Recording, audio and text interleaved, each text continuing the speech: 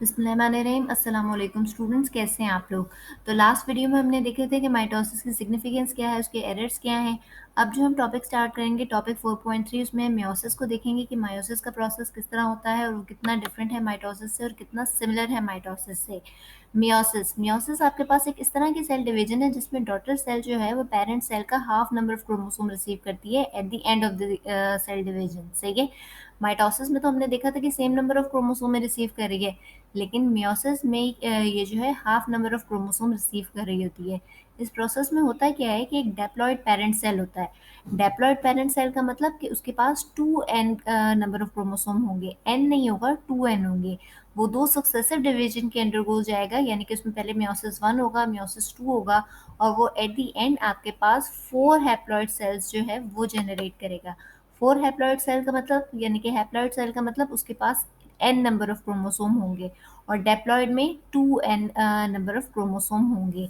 सही। सबसे पहले क्या होगा कि आपके पास जो कि डेप्लॉयड सेल है वो आपके पास होगा पेरेंट सेल जिसमें 2n होगा, और एंड में आपके पास 4 डॉटर सेल लेंगे जिसमें आपके पास हैप्लॉइड होगा।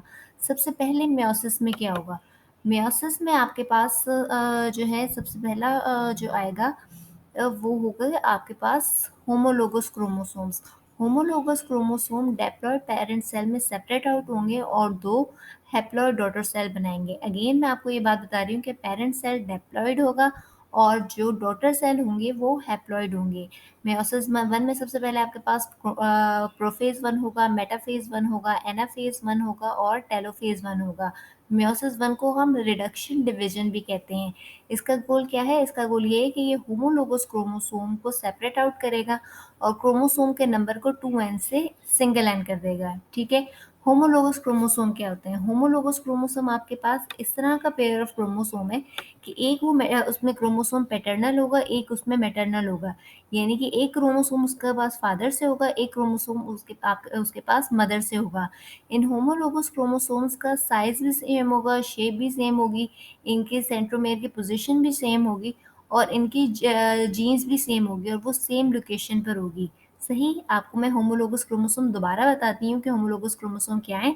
होमोलोगस क्रोमोसोम आपके पास ऐसा पेयर ऑफ क्रोमोसोम होगा जिसमें एक जो है मदर से होगा क्रोमोसोम और एक क्रोमोसोम फादर से होगा।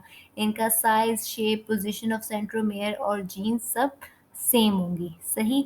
तो मेयोसिस वन में होमोलोगस क्रोमोसोम पेरेंट सेल में यानी कि डेप्लॉयड सेल से सेपरेट होगा और दो हैप्लॉयड डॉटर सेल्स बनाएगा। सही। ये आपका पास मियोसिस वन था। मियोसिस वन में सबसे पहले हम देखेंगे प्रोफेज वन। प्रोफेज वन जो है ये जो है सबसे पहला यानी कि फर्स्ट और लॉन्गेस्ट स्टेज है मियोसिस वन का।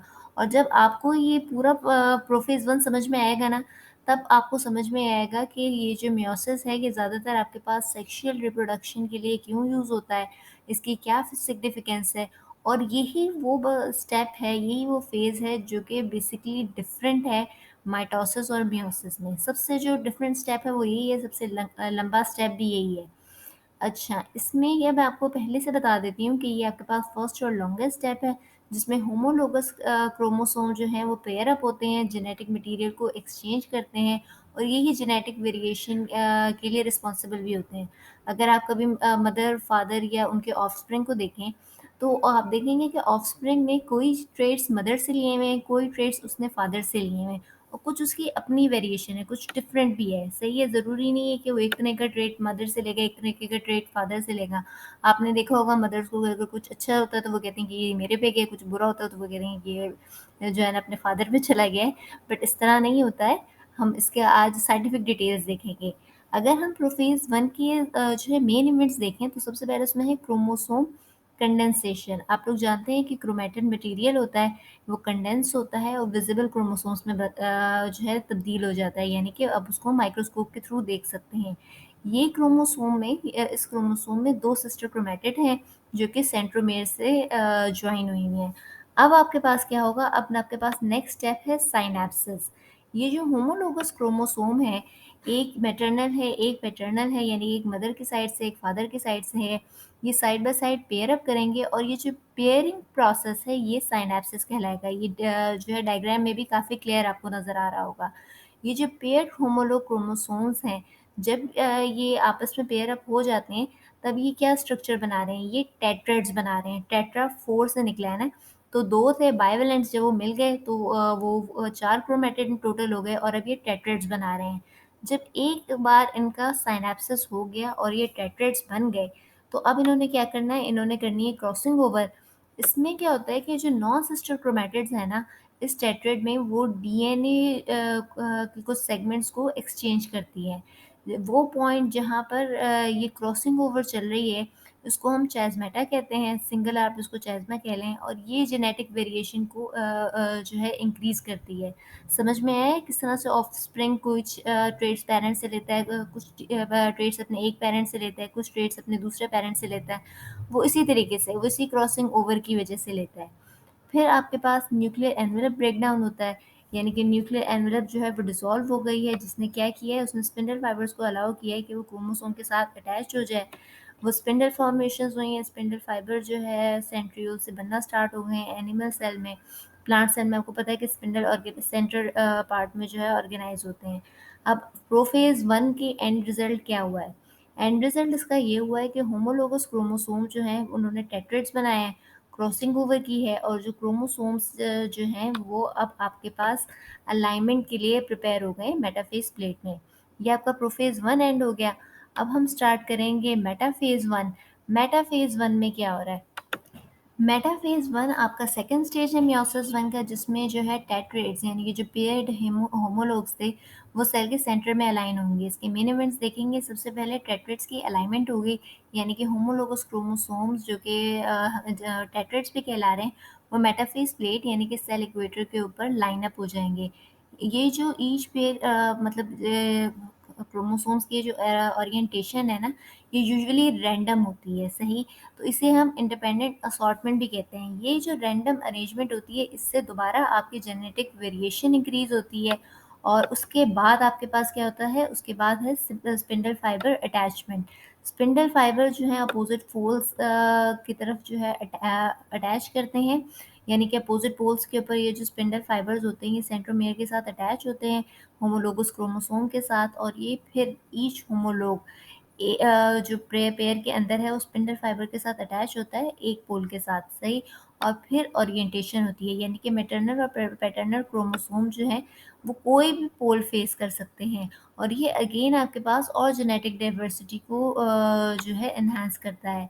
अब ये जो इंडिपेंडेंट असॉर्टमेंट है, यानी कि ये जो अलाइनमेंट है बेटा फेज 1 के दौरान, ये जो है और ज़्यादा कॉम्बिनेशंस बनाती है मैटरनल और पैटर्नल क्रोमोसोम की, और एंड रिजल्ट मेटाफेज का में ये मिलता है कि टेट्राड जो है वो इक्वेटर पे अलाइन हो चुके हैं, और जो ईच होमोलोग है, जो हर होमोलोग है वो सेपरेट होने के लिए भी रेडी है, और वो सेपरेट होने के लिए रेडी है, और अपोजिट पोल्स के तरफ जाने के लिए भी रेडी है, यानी कि वो एनाफेज 1 के लिए रेडी है, सही। ये आपका मेटाफेज 1 था। मेटाफेज 1 के बाद हम देखेंगे एनाफेज 1।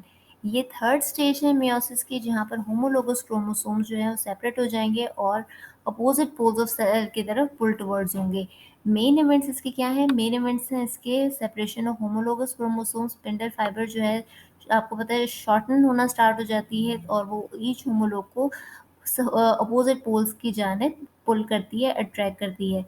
सिस्टर क्रोमैटिड जो है इसमें अटैच रहेंगे सेंट्रोमेयर की तरह। माइटोसिस में इस तरह से होता था कि सेंट्रोमेयर से ही वो डिटैच हो जाते थे ना, अब इस तरह नहीं होगा, सेंट्रोमेयर से वो अटैच ही रहेंगी सिस्टर क्रोमैटिड। और इस जो है फेज के दौरान आपके पास क्रोमोसोम का नंबर एग्जैक्टली रिड्यूस हो जाएगा, क्योंकि हर पोल के पास अब एक क्रोमोसोम है होमोलोगस पेयर से, सही। तो क्रोमोसोम का नंबर अब डिक्रीज हो जाएगा, डेप्लॉइड से हैप्लॉइड हो जाएगा, 2n से n हो जाएगा। सेंट्रोमेयर की स्प्लिटिंग नहीं होगी, सेंट्रोमेयर जो है वो इंटैक्ट रहेगा, सिर्फ जो है होमोलोगस क्रोमोसोम सेपरेट आउट होंगे। इससे क्या होगा, इसकी इम्पोर्टेंस क्या है कि इसमें इससे होगा कि हर डॉटर सेल जो है सिर्फ एक क्रोमोसोम रिसीव करेगी from homologous pair. Genetic diversity maintain होगी, क्योंकि इससे पहले क्रॉसिंग ओवर भी हुई थी, इंडिपेंडेंट असॉर्टमेंट भी हुई थी, और एनाफेज 1 का रिजल्ट आपके पास क्या आएगा कि होमोलोगस क्रोमोसोम जो हैं वो अपोजिट पोल्स की तरफ पोजीशन हो गए हैं, सिस्टर क्रोमैटिड अभी भी ज्वाइन है, और सेल जो है टेलोफेज 1 और साइटोकाइनेसिस के लिए प्रिपेयर हो चुका है, सही। नेक्स्ट हम इसमें देखेंगे आपके पास टेलोफेज वन। टेलोफेज वन जो है ये मियोसिस वन का फोर्थ और फाइनल स्टेज होगा, जिसमें होमोलोगस क्रोमोसोम सेपरेट हो जाएंगे और ये अपोजिट पोल्स की तरफ पहुंचेंगे और सेल जो है डिवाइड होने के लिए तैयार हो जाएगा। अगर इसके मेन इवेंट्स हम देखें तो क्रोमोसोम जो है अपोजिट पोल्स की तरफ पहुंचेंगे, यानी कि हर पोल के पास एक हैप्लॉइड सेल ऑफ क्रोमोसोम होगा जिसके पास दो सिस्टर क्रोमेटिड होंगी। न्यूक्लियर एनवेलप, बेटा ये ऑप्शनल है, ठीक है। कुछ स्पीशीज में ये न्यूक्लियर एनवेलप फॉर्म हो जाता है क्रोमोसोम्स के दौरान, और कुछ स्पीशीज में सेल डायरेक्टली मेयोसिस टू की तरफ प्रोसीड करता है, ये न्यूक्लियर मेम्ब्रेन नहीं बनती है, सही। उसके बाद क्रोमोसोम डिकंडेंसेशन, बेटा ये भी ऑप्शनल है। क्रोमोसोम हो सकता है कि अनकॉइल हो जाए, लेकिन अक्सर इसी तरीके से होता है कि ये मेयोसिस टू तक जो भी स्टार्ट होगा उसमें ये अनकॉइल नहीं होते, सही। फिर इसके बाद साइटोकाइनेसिस होगा, यानी कि साइटोप्लाज्म डिवाइड होगा, दो हैप्लॉइड डॉटर सेल्स बनेंगी। हर सेल के पास हाफ नंबर होंगे अपने पेरेंट सेल से की कंपैरिजन में। क्रोमोसोम नंबर अगर आप देखें तो मियोसिस वन के स्टार्ट में 2n था, यानी कि डेप्लॉइड था, लेकिन टेलोफेज वन के बाद ये हैप्लॉइड है, यानी कि जो है एक है, लेकिन क्रोमोसोम के पास दो सिस्टर क्रोमेटिड होंगे। टेलोफेज वन का एंड रिजल्ट ये है कि दो हैप्लॉइड डॉटर सेल आपको मिल गई हैं, जेनेटिक वेरिएशन हो गई है क्योंकि क्रॉसिंग ओवर हुई है, इंडिपेंडेंट असॉर्टमेंट हुई है, और सेल जो है प्रोफेज टू के लिए तैयार है, क्योंकि माइटोसिस टू जब स्टार्ट होगा तो उसका पहला फेज होगा प्रोफेज टू, सही। ये आपके मियोसिस वन डन हो गया, अब मियोसिस टू स्टार्ट होगा। मियोसिस टू का पर्पस क्या है? इसका पर्पस ये है कि जो सिस्टर क्रोमेटिड है ना क्रोमोसोम की, ये भी सेपरेट हो जाएंगी और आपके पास 4 genetically unique haploid daughter cell आपको मिलेंगी। ये जो फेज है ये आपका माइटोसिस से ही सिमिलर है, लेकिन इसमें ये होगा कि ये दो हैप्लॉइड सेल से स्टार्ट होंगी, सही है। मियोसिस जो है ना वन, वो हमेशा आपके पास डेप्लॉइड सेल से स्टार्ट होगा, सही। लेकिन माइटोसिस हो सकता है वो डेप्लॉइड से स्टार्ट हो, हैप्लॉइड से स्टार्ट हो, लेकिन माइटोसिस में ये होगा कि क्रोमोसोम नंबर सेम रहेगा, लेकिन मियोसिस में आपके पास क्रोमोसोम नंबर हाफ हो जाएगा क्योंकि आपको 4 डॉटर सेल मिल रही हैं। प्रोफेज टू देखेंगे, प्रोफेज टू में क्रोमोसोम अगर आपके पास ऑलरेडी कंडेंस हैं तो विजिबल हो जाएंगे, स्पिंडल फाइबर्स फॉर्म होंगे हर हैप्लॉइड सेल में। न्यूक्लियर एनवेलप आपके पास अगर को तो वो टेलोफेज वन में रिफॉर्म हुआ था तो वो ब्रेक डाउन होगा, अगर नहीं हुआ तो ऐसी बात है फिर वो ब्रेक डाउन भी नहीं होगा।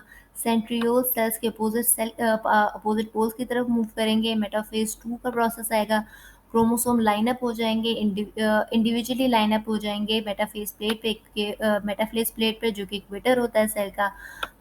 हर क्रोमोसोम जो है ईच क्रोमोसोम ये अटैच होगा स्पिंडल फाइबर से from opposite poles. Homologous pair जो है यहाँ पर नहीं होगा, यहाँ पे सिर्फ सिस्टर क्रोमेटिड होगी। एनाफेज टू का प्रोसेस स्टार्ट करेंगे, एनाफेज टू में सेंट्रोमेयर स्प्लिट हो जाएगा। याद रखें कि एनाफेज वन में सेंट्रोमेयर स्प्लिट आउट नहीं हुआ था, एनाफेज टू में ये होगा। सिस्टर क्रोमेटिड जो है वो सेपरेट आउट होंगी और वो दोनों अपोजिट पोल्स की तरफ चली जाएंगी। एक दफ़ा जब ये सेपरेट हो गई तो क्रोमेटिड जो है वो अब एक इंडिविजुअल क्रोमोसोम कंसिडर होगा। टेलोफेज टू स्टार्ट होगा, टेलोफेज टू में क्रोमोसोम जो है अपोजिट पोल्स की तरफ पहुंचेंगे और दोबारा अब ये डीकंटेंस होना स्टार्ट होंगी। टेलोफेज वन में हो सकता था हूँ, हो सकता है ना हो, ठीक है। न्यूक्लियर एनवेलप दोबारा से आपके पास रिफॉर्म हो जाएगी क्रोमोसोम के सराउंडिंग में। साइटोकाइनेसिस होगा, यानी कि साइटोप्लाज्म डिवाइड हो जाएगा और एंड रिजल्ट में आपको पास 4 डॉटर सेल मिलेंगी, सही है। सबके पास सिंगल नंबर ऑफ क्रोमोसोम होगा और हर सेल जेनेटिकली डिस्टिंक्ट होगा, क्योंकि क्रॉसिंग ओवर हुई थी प्रोफेज वन में और आपके पास एक इंडिपेंडेंट असॉर्टमेंट हुई थी, सही है। अगर हम इसको समराइज कर लें मियोसिस वन को, तो सबसे पहले आपके पास क्या था? आपके पास एक डेप्लॉयड पेरेंट सेल था, सही। प्रोफेज वन में साइनेप्सिस हुआ, क्रॉसिंग ओवर हुई, उसके बाद मेटाफेज वन था, फिर एनाफेज वन था, होमोलोगस पेयर सेपरेट आउट हो गए और जो है क्रोमोसोम नंबर हाफ हो गए। अगर हम एनाफेज वन और टेलोफेज वन को जो है समराइज करें, मियोसिस टू में आपके पास देखेंगे कि दो हैप्लॉइड सेल आ गए हैं। प्रोफेज टू हुआ, मेटाफेज टू हुआ, एनाफेज टू हुआ, सिस्टर क्रोमेटिड सेपरेट आउट हो गए और आपके पास 4 हैप्लॉइड गैमेट सेल्स आ गए, सही। ये आपके पास मियोसिस की समरी थी और आपका ये टॉपिक डन हुआ। एक्सरसाइज वगैरह के मैंने कोई क्वेश्चन इसलिए नहीं डाला क्योंकि वीडियो बहुत ज़्यादा लंबी हो रही थी। होप आपको ये टॉपिक समझ में आया होगा, आपने अंडरस्टैंडिंग डेवलप की होगी। और अपने जो है ना कमेंट्स दें, इस वीडियो को लाइक करें, चैनल्स को सब्सक्राइब करें, शेयर करें और मेहनत करते रहें। इंशाल्लाह ताला अल्लाह ताला आपको कामयाब करेगा। Thank you so much. Allah हाफ़िज़।